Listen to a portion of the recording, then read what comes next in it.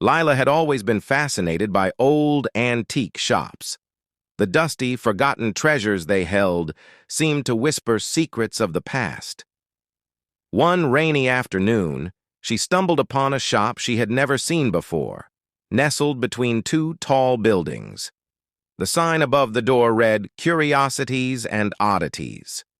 Inside, the shop was dimly lit, and the smell of aged wood and mothballs filled the air. The walls were lined with shelves packed with strange trinkets, old books, and faded photographs. As she wandered through the maze of artifacts, something caught her eye. A tall, ornate mirror, its silver frame intricately carved with strange symbols. The mirror stood alone in a corner, slightly tilted, as if waiting for someone to notice it. Drawn to its eerie beauty, Lila approached the mirror and looked into it. For a moment, she saw nothing unusual, just her own reflection staring back at her. But as she turned to walk away, something in the mirror caught her eye. In the reflection, there was a figure standing behind her, a pale, gaunt woman with hollow eyes, dressed in tattered, old-fashioned clothing. Lila spun around, but the room behind her was empty.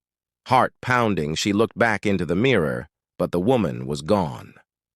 Trying to shake off the unease, Lila convinced herself it was just a trick of the light.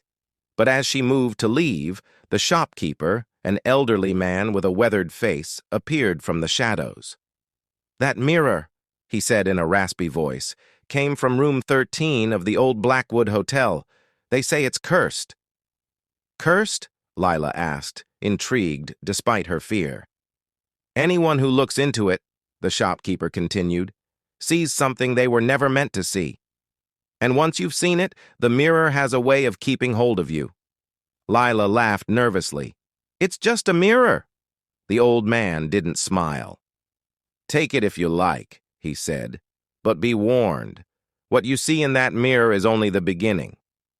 Ignoring his warning, Lila purchased the mirror and took it home. She placed it in her bedroom, admiring how it added an air of mystery to the room. But that night, as she prepared for bed, she noticed something unsettling. The mirror seemed darker, as if it were absorbing the light. As she lay in bed, she couldn't shake the feeling that she was being watched. She glanced at the mirror and froze. There, in the reflection, was the same gaunt woman, her hollow eyes fixed on Lila. This time, she was closer. Lila's breath caught in her throat as she tried to convince herself it was just her imagination. She closed her eyes, hoping it would go away. But when she opened them again, the woman was now standing directly behind her in the reflection, a twisted smile spreading across her pale face. Panicking, Lila jumped out of bed and ran to the mirror. She grabbed the frame, intending to smash it, but her reflection didn't mimic her movements.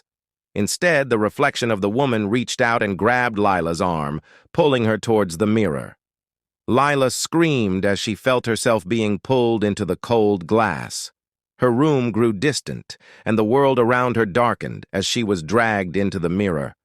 The last thing she saw before the darkness consumed her was her own reflection.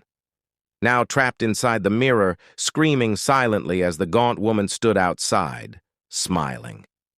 The next morning, the mirror was gone from Lila's room. In its place was a note, written in an elegant, old-fashioned script. "The mirror has a new keeper." Lila was never seen again, and the mirror, now cursed with her soul, waits patiently in room 13 of the old Blackwood Hotel, ready to ensnare the next unsuspecting victim.